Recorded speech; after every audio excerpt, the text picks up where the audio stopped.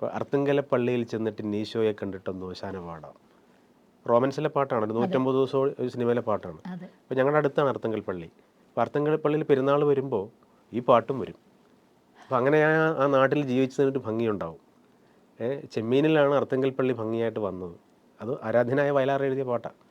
അർത്തുങ്കൽ പള്ളിയിൽ പെരുന്നാൾ കൂടുവാൻ ഒരു നല്ല കോളുതാ കടലമ്മയെന്ന്. അപ്പോൾ ആ നാട്ടിൽ ജീവിച്ച ഒരാൾക്ക് പിന്നീട് എൻ്റെ നാടിനെ അടയാളപ്പെടുത്താനുള്ള ഒരു അവസരം വരികയാണ്.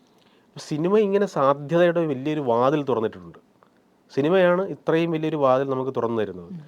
കലകൾ ഏതാണ് വലുതെന്നൊക്കെ ചോദിക്കുമ്പോഴത്തേക്ക് നമുക്ക് പറയാൻ വേണമെങ്കിൽ കഥകളിയെന്നോ എന്ത് വേണമെങ്കിലും പറയാം. പക്ഷേ സിനിമയുടെ സാധ്യത മറ്റൊരു കലയ്ക്കുമില്ല. കാര്യം അത് കാലാതിവൃത്തിയാകാൻ ഭാഗ്യം കിട്ടിയ കലയാണ്.